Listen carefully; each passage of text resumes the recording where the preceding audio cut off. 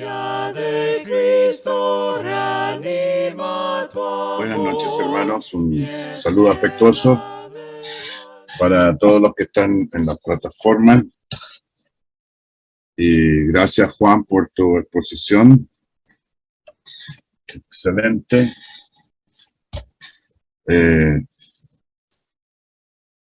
Lo que la gente no entiende a veces sobre la divinidad de Cristo, y me gustó mucho el texto, ya que el hermano citó, que yo lo estudiamos en extenso, ¿se acuerdan? Ya que Cristo es un ser divino, que Cristo fue encarnado, el Emmanuel, Dios con nosotros, el Padre, era Dios. Y Juan citó 1:35, donde hay 4 frases que hablan de la divinidad y de la deidad de Cristo. Y la palabra es Espíritu Santo, Altísimo, Santo Ser, Hijo de Dios. Si eso no es suficiente, ¿qué va a ser suficiente? El ángel le dice, ya, que ella ha sido escogida y que sería bienaventurada y que la llamarían bienaventurada y ser bendita entre las mujeres, por supuesto. Pero ella pensó qué salutación sería esto, no era un rezo, ¿no? Qué salutación, qué saludo, ¿no? Y empieza a hablar con ella y empieza a ir un pequeño intercambio y le dice, ¿cómo será este? Dice que este será grande y será llamado Hijo del Altísimo y el Señor Dios le dará el trono de David, su padre, que es el trono de David, es el trono de Jehová, es el trono del Señor, el trono del Padre y el trono del Hijo. Hay un solo trono, no hay 2 o 3 o 4 o 5 tronos. Hermanos queridos, dice la palabra, y reinará sobre la casa de Jacob o Israel para siempre, y su reino no tendrá fin. O sea, apuntando a la eternidad misma de su homólogo, ¿no es cierto? En este caso, el Hijo de Dios. Y entonces el ángel le responde, ella dice, pues no conozco varón, ¿cómo será esto? No, dice, porque no tiene nada que ver con la cosa humana. No es un hombre perfecto, no tiene que ver con la cosa humana. Jesús habitó en un cuerpo físico. Por ejemplo, nosotros. ¿Quién es cada uno de ustedes? Tenemos una apariencia física, ¿verdad? Un lenguaje, somos de distinta nacionalidad y eso. Pero hay algo en nosotros que trasciende eso, ¿verdad? ¿Dónde está? ¿Dónde está? Por ejemplo, la memoria, todo lo que hay en el cerebro, qué sé yo. La gente se sorprende de las computadoras. Y Dios ya había creado una computadora, ¿verdad? La computadora que está programada para controlar cómo funciona toda la Tierra y el universo y los planetas. ¿Y cómo funcionamos nosotros? Fíjense ustedes que los neurólogos y los cirujanos y los que han hecho estudios sobre el cerebro, yo no sé si ustedes saben, bueno, para los que no les digo, el otro día yo conversaba con Cristian Pablo, mi hijo que es médico, ¿ya? Y él se hizo radiólogo. Entre paréntesis, es no es político, ¿eh? Pero es el presidente de los radiólogos de Chile. Y se le ha dado muy bien eso. Y yo decía, Cristian Pablo, ¿qué pasa con un escáner del cerebro? Papá me dice, el cerebro es un disco duro, que nadie sabe cómo se recarga, cómo se graba, dónde están los filamentos, las conexiones. Y yo le dije, ¿qué hay de eso que decían que había 337 trillones de conexiones en el cerebro? Decía, papá, ¿no? Me dice, no son 337, son tan infinitas que nadie sabe cuántas. Y usamos un 5%, un 10% del cerebro, imagínense ustedes. ¿Por qué? Porque ahí está, ¿verdad?, el disco duro. Y Dios sopló aliento de vida en ese ser. No somos animales. Claro, estamos sujetos a leyes naturales, ¿verdad?, entre comillas. Sí, pero hay algo que trasciende en nosotros. Y nosotros somos la evidencia más potente, ¿verdad?, de que somos criaturas divinas. Somos seres indestructibles desde que se gesta en la mujer. ¿Se acuerdan ustedes cuando Job dijo, ¿por qué no morí yo en el vientre de mi madre? Y mi madre fue, si su vientre, y que el vientre de mi madre hubiese sido mi sepulcro. Y, ¿está de acuerdo con el aborto? Por cualquier causa, ya está. Es tremendo, es tremendo. Entonces, cuando nosotros pensamos de la trascendencia que tiene Dios, Jesucristo, perdona que me meta en esto, Juanito, pero tengo que decirlo porque lo siento en mi corazón. Entonces, Jesucristo fue más que eso. Si nosotros mismos somos llamados dioses, los dioses de la tierra son los hombres.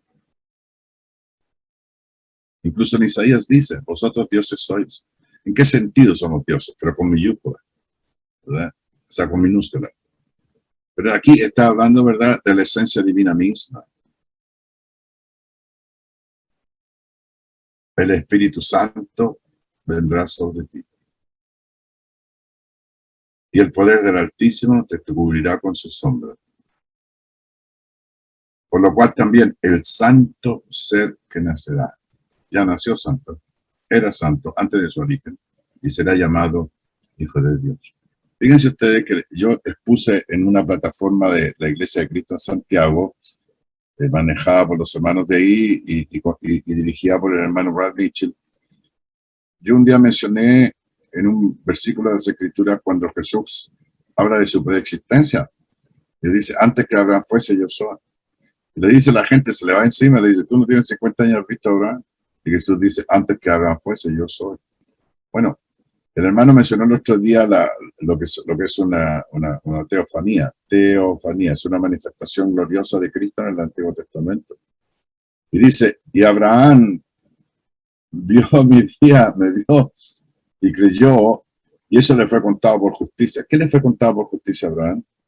¿Por qué los que son de la fe son hijos de Abraham y somos israelitas adoptivos? ¿Cuál era la fe que él creyó? Que en sus simientes serían benditas todas las naciones de la tierra. No dijo tus simientes, como se hablara de muchos. Uno solo, único, irrepetible, indestructible, eterno. Dios mismo. Y estuvo en la presencia de Jehová, dice la Escritura, en presencia de Dios mismo, hablando con él. La manifestación gloriosa de Dios. Espíritu. Ahora, si no creemos eso, bueno, si quiere un hombre perfecto nomás, bueno. Quiere decir de que ¿Cómo llega la gente a ser tan atrevida, tan poco reflexiva, ¿verdad? Etcétera. Vamos a leer ahora, vámonos por favor al libro, capítulo 8 del libro de Job. Yo quiero decir una cosa, hermanos, antes de seguir con el libro de Job. Que entendamos el estudio que estamos haciendo, ¿ya?, en su contexto. Nosotros conocemos el principio y el fin de la historia, ¿verdad? Pero lo que se escribió ahí no se sabía nada. Incluso no es una lucha entre Dios, el bien y el mal, sino que es simplemente una exposición, ¿ya?, de lo que es capaz de hacer la palabra de Dios en la conducta humana, siendo nosotros seres espirituales, tenemos esa comunión con Dios, ¿ya? Y lo que el diablo quiere. Porque el diablo siempre ha estado en contra de Dios. En el jardín del Edén le dijo a la mujer, oye, ¿qué te dijo que no comieras del árbol? No, está equivocada. El día cuando comas de ese árbol, dice, serás sabia como Dios. Miren, y en ese contexto tenemos que estudiar estas definiciones. No tratemos de darle otra interpretación que no tiene. Porque ni Job sabía, ¿no es cierto?, ni ninguno de sus amigos, Bildad, Elifaz, Sofar y Eliú, no sabían por qué estaba apareciendo eso, ni él sabía tampoco eso. Entonces, ellos están haciendo reflexiones, pensamientos, desarrollando pensamientos filosóficos basados en la palabra de Dios y haciendo aplicaciones equivocadas y erróneas. Para los que están tomando notas, yo quiero compartir un pensamiento con ustedes. ¿Ya? Y quiero decirles de la siguiente manera. La filosofía humana está basada por la influencia cultural pagana. Y Chile está lleno. Y el mundo está lleno. La televisión nos bombardea y está lleno. Ahí está todo, que sea, etc. y está basada en la actualidad, intelectualizada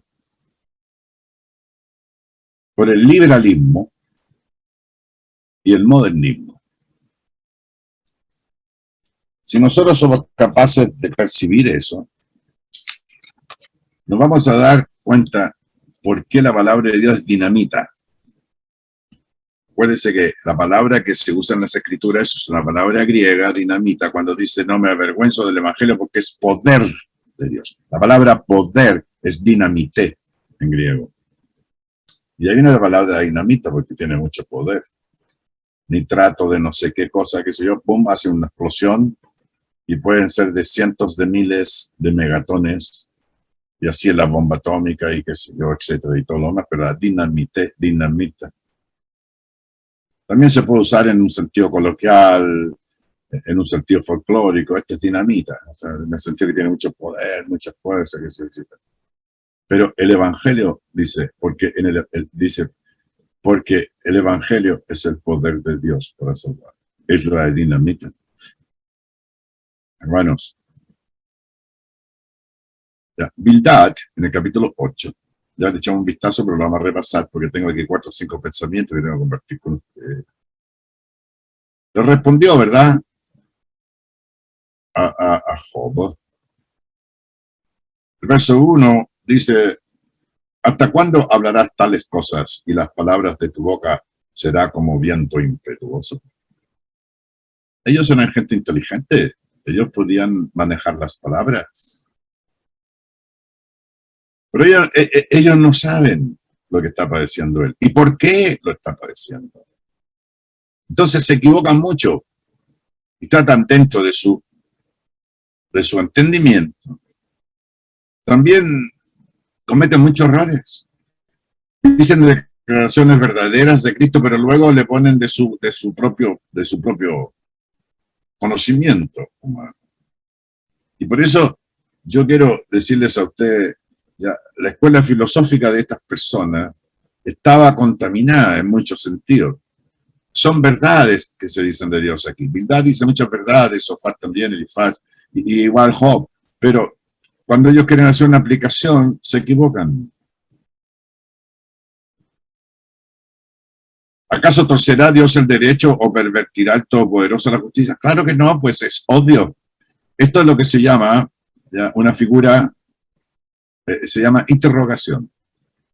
Así como hemos hablado que las figuras retóricas como la hipérbole, la prosopopeya, la parábola, la metáfora, la interrogación también es un tropo literario de la lengua española. Acuérdense que nosotros estamos tratando con una narrativa, con una literatura en nuestro idioma, pero a diferencia de la literatura que producen los hombres, esta tiene el sello divino.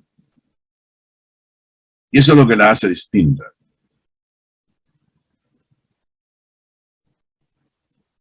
Los religiosos y estudiosos y académicos de los tiempos de Cristo lo entendían desde el punto de vista estrictamente racional, humano y literario, pero ignoraban el espíritu que los inspiró. Cuando Jesús dice, erráis ignorando las escrituras y el poder de Dios. ¿A qué se refiere? A la inspiración de las escrituras mismas. Pedro dice, porque la profecía nunca fue traída por voluntad humana, sino que los santos hombres de Dios hablaron siendo inspirados por el Espíritu Santo. Y nosotros tenemos también la palabra profética más segura. ¿Y cuál es la palabra profética más segura? La cumplir en la persona de Jesucristo. ¿Acaso él nos dice que todo lo que está escrito de aquí, de Juan Pachá, fue escrito acerca de mí? Y él define las escrituras del Antiguo Testamento muy claramente en el capítulo 24. Todo lo que está escrito en los profetas, la ley y los profetas, dice la ley, los profetas y ¿qué más? El capítulo 24 del libro de Lucas, se me va una palabra en este momento, cuando yo cito de memoria a veces se me olvida, ya, pero no, es muy clarito, ustedes lo han leído muchas veces ese texto, y el Señor definió a las escrituras del Antiguo Testamento, porque todo lo que está escrito de mí en la ley de Moisés, en los profetas y en los salmos, hermano, él definió de esa manera los escritos del Antiguo Testamento, y dijo en Mateo 11:13, dice, y todos los profetas hablaron hasta Juan. Y de ahí para adelante yo soy el profeta de los profetas. ¿Se acuerdan que los sacerdotes enviaron a preguntarle a Juan si él era el profeta? ¿Cuál profeta? ¿Eres tú Elías? ¿Eres Jeremías? ¿Cuál de los profetas? ¿Eres tú el profeta? ¿Cuál es el profeta? De Deuteronomio 18:15, pues. Cuando Moisés dice, y el Señor os dará otro como yo, el profeta de los profetas. El último de los profetas divinos, ¿verdad? En los propósitos eternos de Dios para redimir al mundo fue Jesucristo. Luego la palabra profetés se usa en el Nuevo Testamento para decir de uno que predica, que habla por otro. Su fuente es otra. Los cristianos somos profetas de qué cosa? Somos proclamadores de las verdades del Evangelio. Pero no es que haya una profecía ajena a la que ya está hecha.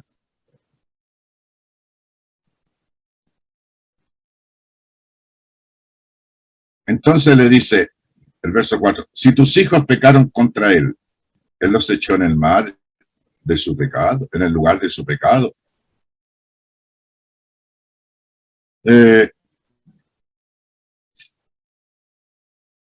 Fíjense ustedes que estas expresiones tienen que ver un poquito, ¿verdad? Para quizás darle un poquito de consuelo. Pero acuérdense ustedes que el mismo Job dice que, el relator de Job dice que él hacía sacrificios diarios por sus hijos, porque no vaya a hacer cosas que mis hijos y mis hijas cuando se juntan blasfemen a Dios o hagan algo malo, y sacrificaba, ¿verdad?, por el perdón de sus hijos. Y a veces pasa eso. A veces los padres tenemos hijos, ¿verdad? Y los hijos no se sujetan plenamente a la palabra de Dios. Otros hacen mucho sufrir. Dice que el hijo malo es vergüenza de su padre y tristeza de su madre. La madre cuando va a ver al hijo que está preso, pobrecito, es su hijo, ella lo parió.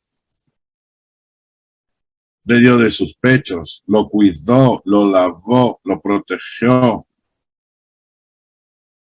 Que es un bandido y esté preso, bueno, pero es su hijo. Uno de los vínculos más tremendos que uno tiene generalmente son sus hijos, porque es carne de tu carne, hueso de tu hueso y sangre de tu sangre. Ellos no entendían eso, entonces dicen muchas cosas así. Además, a Jesús le dijeron, ¿quién pecó? ¿Su padre o este pecó para que naciera ciego? ¿Y qué dice Jesús? No, dice, ni sus padres ni él pecó. Este nació ciego para que la gloria de Dios se manifieste en él, y lo sanó. Y lo llaman, le dicen, no, dice, da gloria a Dios, sabemos que ese hombre es pecador. Y luego después de decirle varias veces que es pecador, pecador, pecador, ¿qué es lo que dice el ciego? Y sabemos, dice el ciego, miren ustedes, enseñándole un pobre hombre, ciego, tenía era minusválido de la vista, ciego, pobrecito. Le dice, y nosotros sabemos, dice el ciego, asumimos a los eruditos, a sus maestros, ¿ya? Y sabemos, ¿ya?, que nunca Dios en Israel ha abierto a alguien los ojos, a alguien que nació ciego. Y eso no es maravilloso. Que vosotros no sepáis, qué sé yo, etc. Y sabemos, dice, que Dios no oye a los pecadores.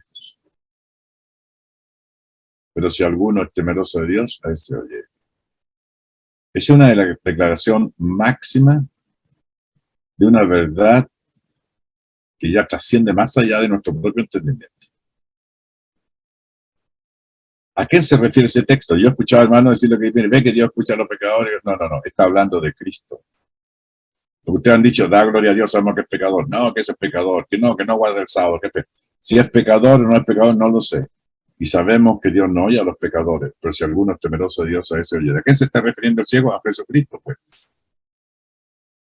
¿Me entienden? Pero de la misma manera que puede escuchar a Cristo, nos puede escuchar a nosotros. Si somos temerosos, Dios también nos va a oír, pues. No a cualquiera persona. Pero en ese contexto, no se refiere a cualquiera persona, sino a la persona de Cristo. Y esa verdad es aplicable universalmente a todos los que son temerosos de Dios. Si tú de mañana 5 le dicen, buscares a Dios y rogares al Todopoderoso, y si fueres limpio y recto, ciertamente luego se despertará por ti y hará próspera la morada de tu justicia. Y aunque tu principio haya sido pequeño, tu postre estado será muy grande. O sea, estaban acusando, ¿verdad?, de toda clase de malo. Si tú mañana buscares a Dios y rogares al Todopoderoso, y si fueres limpio y recto.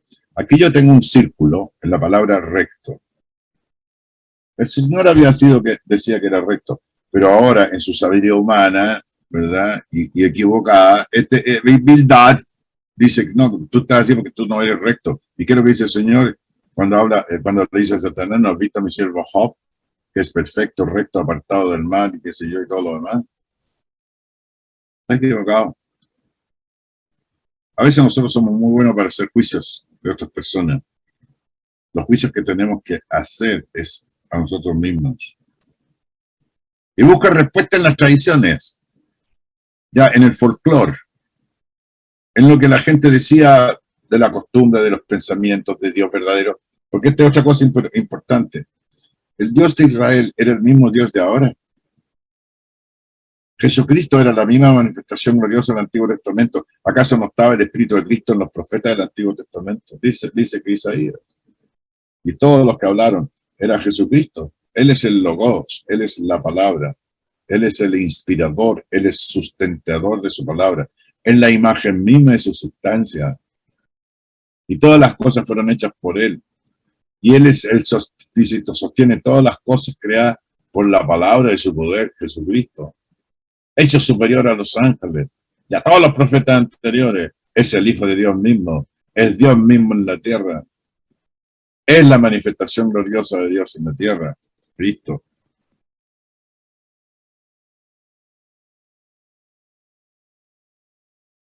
Entonces Elifaz le dice en el verso 8, mira, busca respuesta en las tradiciones. ¿Cuántas veces nosotros hemos sido arrastrados por las tradiciones? No, nosotros siempre hemos sido católicos, siempre hemos sido evangélicos, siempre hemos sido de esto, de lo otro. No. Yo no me voy a cambiar, me voy a morir así. Dos personas muy queridas mías, una directa en la carne y otra familiar,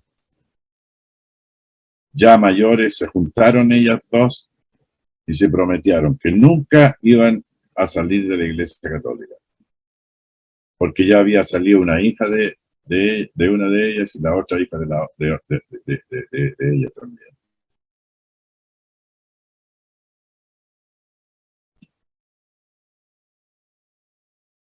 Busca respuesta en las tradiciones. Porque pregunta ahora a las generaciones pasadas, dice, y disponte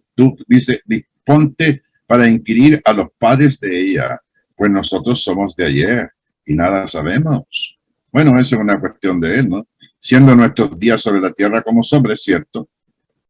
No te enseñarán, ellos te hablarán y de su corazón sacarán palabras. O sea, a ver, el sufrimiento que tú tienes, Job, tiene dos orígenes. Es por tu maldad, que tú no eres recto delante de Dios. Arrepiéntete. Tener misericordia de ti, te va a perdonar y todo lo demás. Ellos no tenían ni idea de lo que estaba padeciendo y por qué y quién.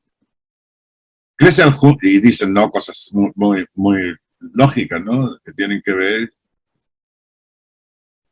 con las tradiciones antiguas y con lo que había observado. Dice, ¿crece el junco sin lodo? No. ¿Crece el prado sin agua? Tampoco. Aún en su verdor y sin haber sido cortado. Con todo se seca primero que toda la hierba. Bueno, yo lo veo aquí en la parcela, así que no tienen razón. Tales son los caminos de todos los que olvidan a Dios. ¿Él le había olvidado a Dios? No, es injusto. Es cierto que esas cosas decían... Y este tipo es la ciencia que se llama la fenomenología. ¿No es cierto? Fíjense ustedes, ¿crece el junco sin lodo? No. ¿Crece el prado sin arma? No.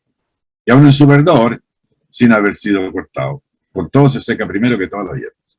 Fíjense ustedes que esto es la ciencia de la época. La gente del conocimiento. La palabra ciencia significa conocimiento.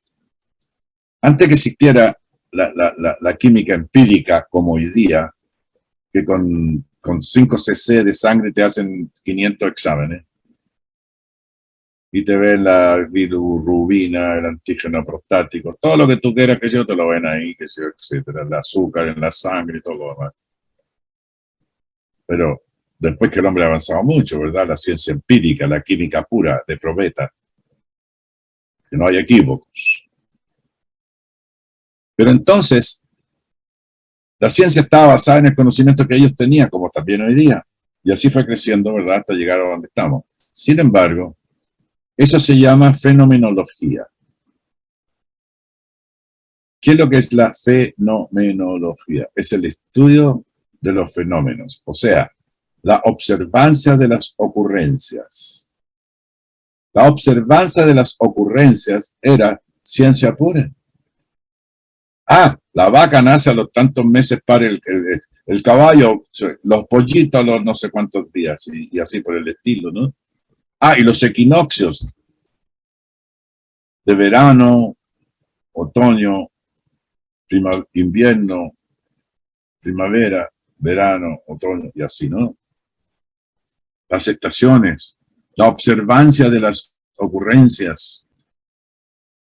¿Ya? Es como cuando dicen, no, este señor tiene mucha suerte. La suerte no existe. No existe. ¿Qué es la suerte?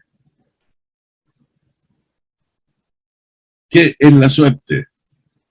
La suerte no es una cosa así, qué sé yo, ya está, que mira, este tiene suerte, el otro no tiene suerte. Sino que él es la concurrencia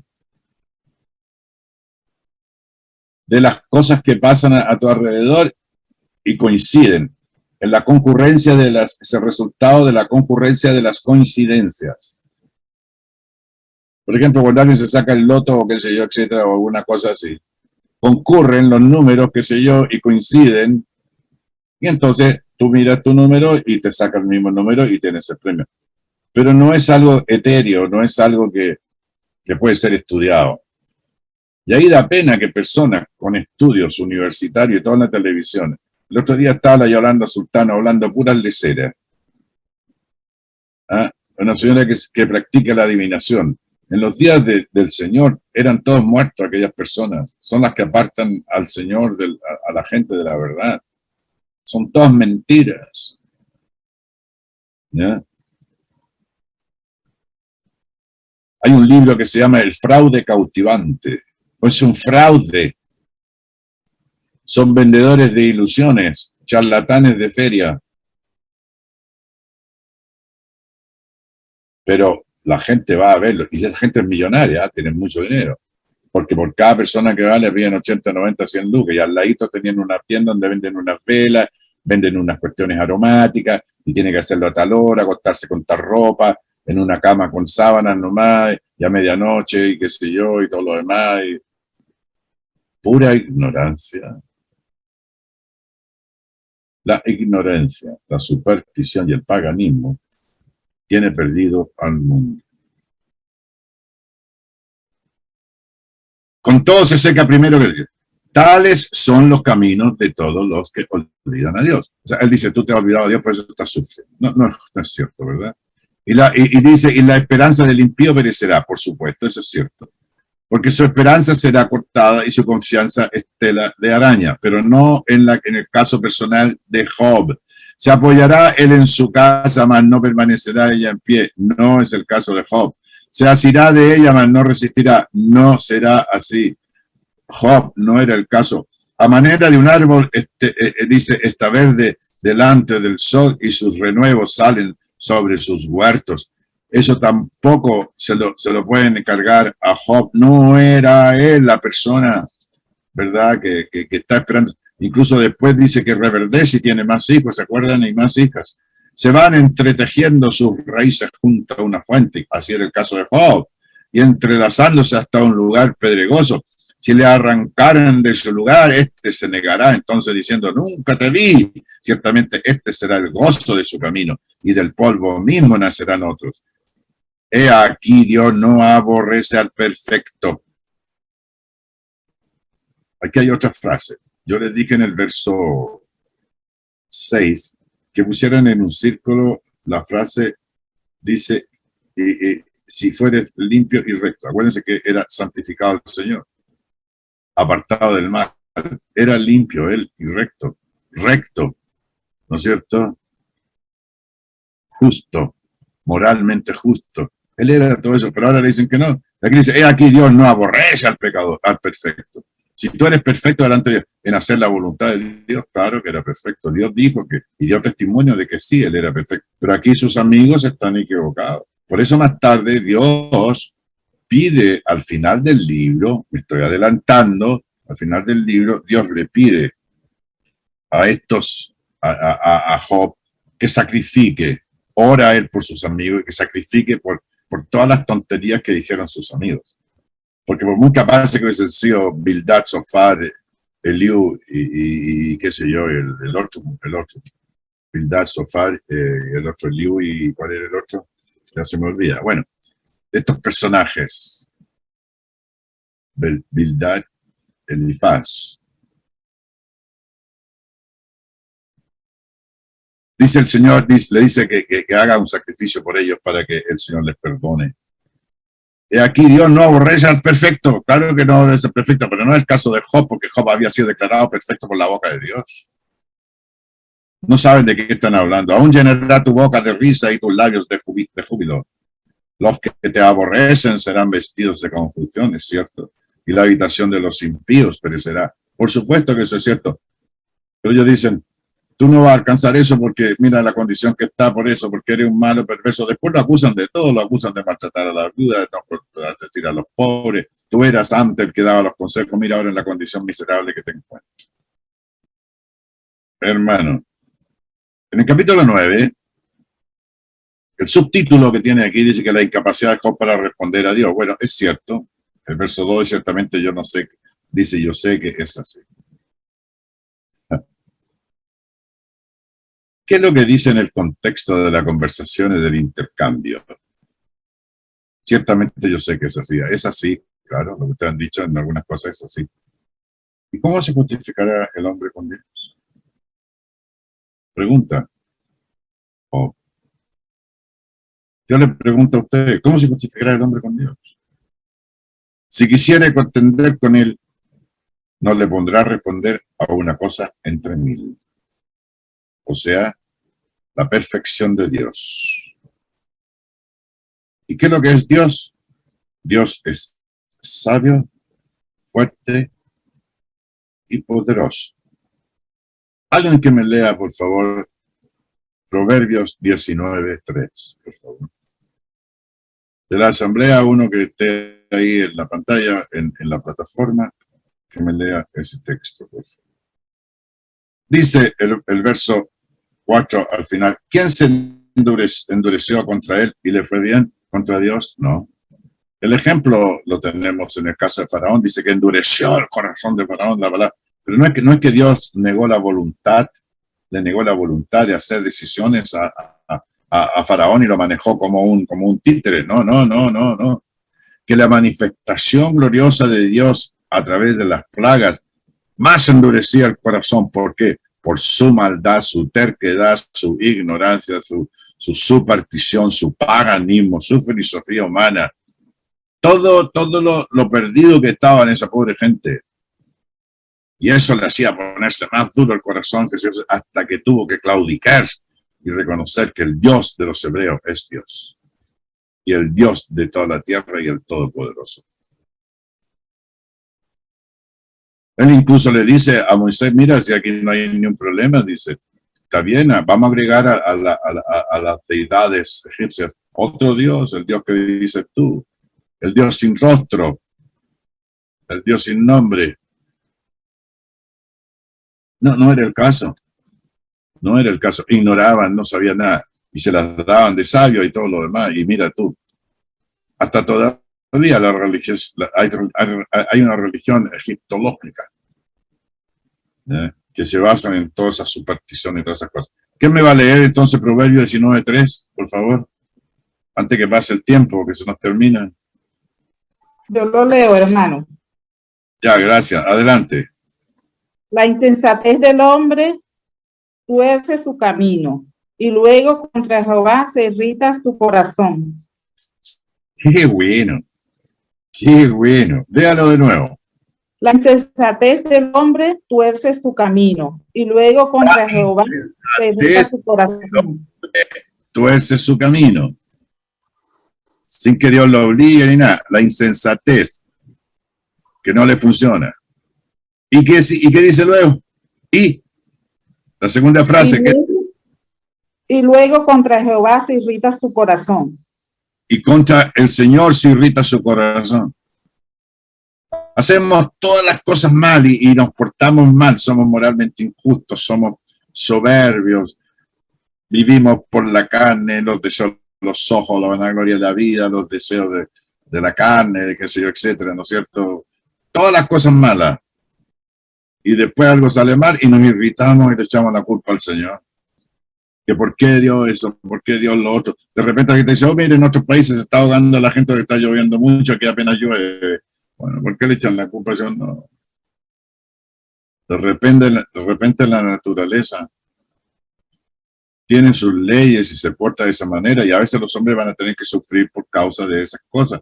Pero a veces también es porque han invadido el terreno de la naturaleza. La gente dice, ¿cómo que si lloviera mucho es contra la naturaleza? No, es parte de la naturaleza.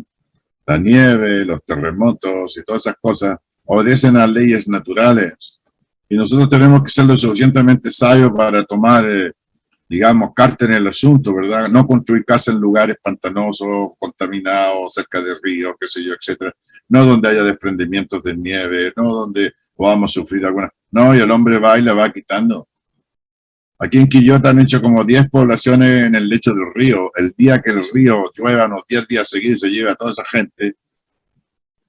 Que por qué Dios permite estas cosas. No, si Dios no ha hecho nada, ellos por su insensatez hacen todas las cosas. Guían sus vidas en forma errónea y después se irrita su espíritu contra el Señor. ¿Qué culpa tiene el Señor?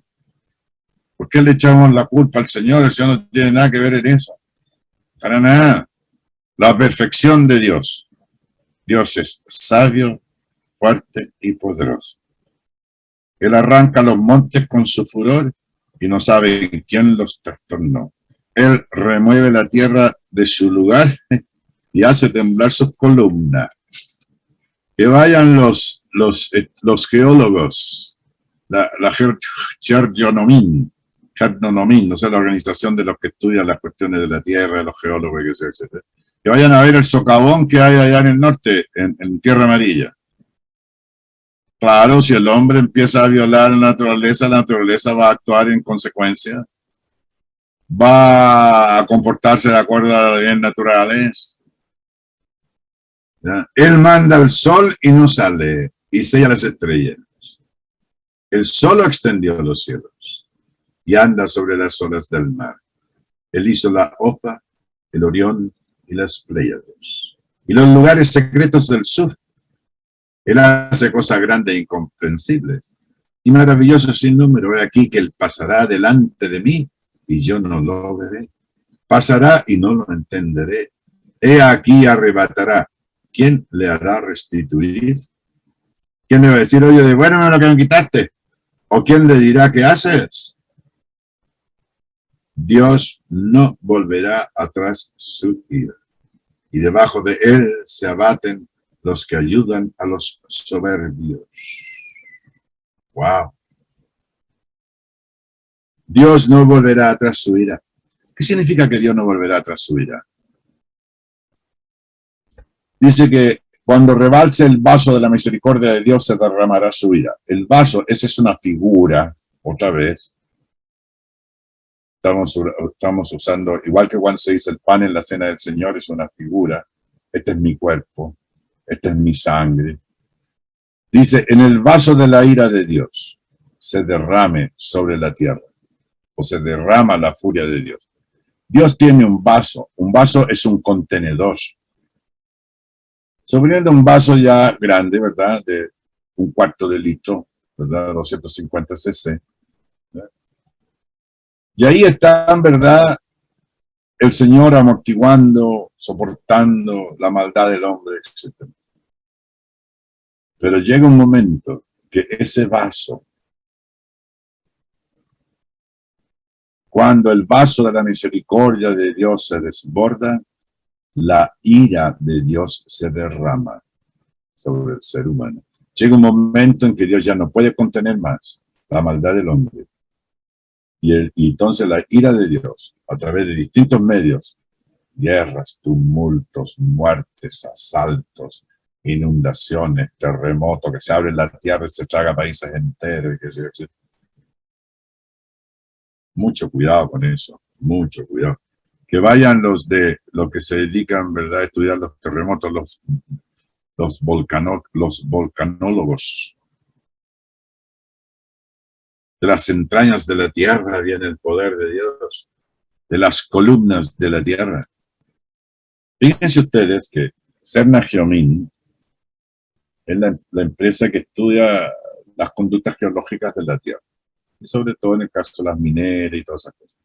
¿Saben ustedes que las montañas están enterradas sobre el globo terráqueo 3 veces la cantidad que están enterradas para arriba? Por ejemplo, el Everest, que tiene 8.000 metros, está 16.000 o 24.000 metros anclada a la tierra. Dice que las montañas son las anclas de la tierra.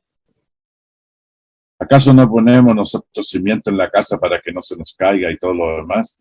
Y tiene que ser de acuerdo a la potencia, de acuerdo a la casa, tiene que ser la potencia, la dureza, el fierro, el concreto. Antes se ponía puras piedras, ahora se le ponen fierro, concreto súper duro, fierros estriados de pulgada y media, de 2 pulgadas, en fin, etcétera. Edificios de 100 pisos, edificios de 50 pisos, edificios de 80 pisos. Hermanos queridos, Dios no volverá atrás, subirá. Cuando se rebalse y debajo de él se abatan los que ayuden a los soberbios, cuando menos le responderé yo y hablaré con él palabras escogidas. No estoy en esa condición, estoy en una condición miserable, no sé lo que pasa, pero mi confianza está en el Señor. Yo sé que mi Redentor vive. Yo sé que mi Redentor vive. Aunque fuese yo justo, no respondería. Me quedaría callado. Antes habría de rogar a mi juez. ¿Quién es el juez de los justos? Dios.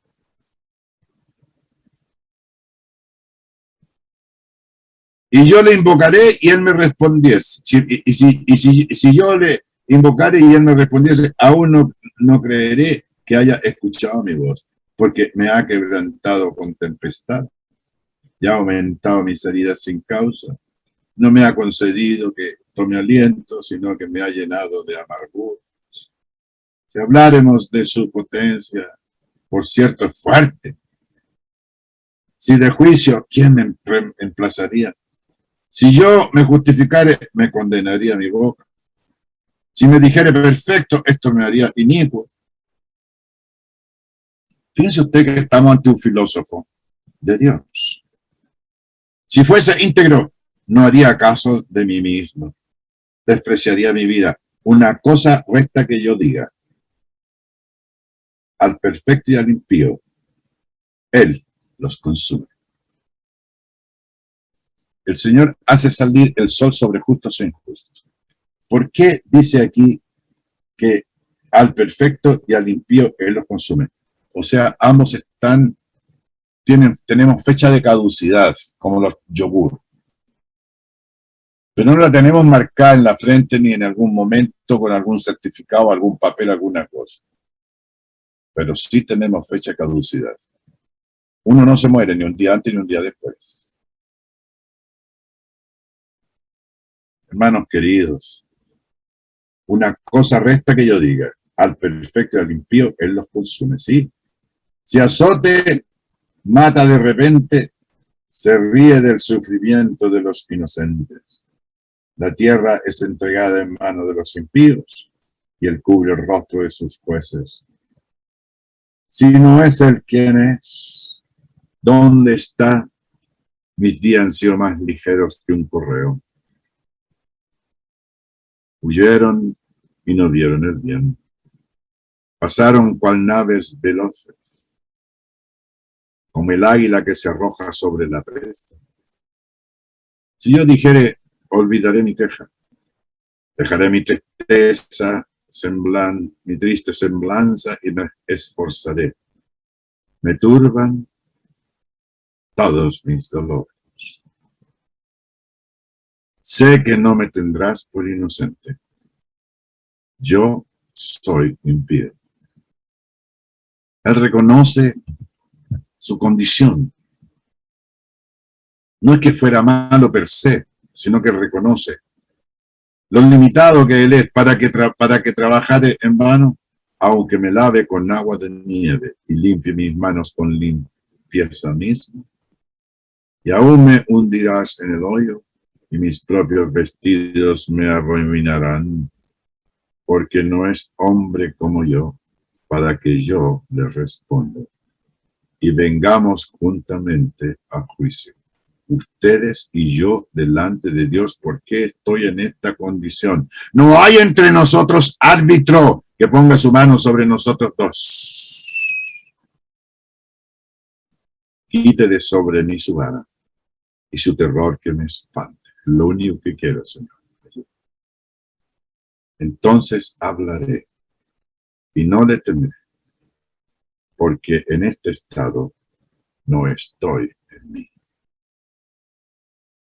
¡Qué reflexión más hermosa! Job está lleno de verdades profundas, tremendas verdades de Dios, doctrina pura, que tiene que ver con lo que somos, seres espirituales, que tenemos esa responsabilidad moral espiritual delante de Dios, porque somos criaturas suyas, hechos a su imagen y a su semejanza. Que el Señor les bendiga.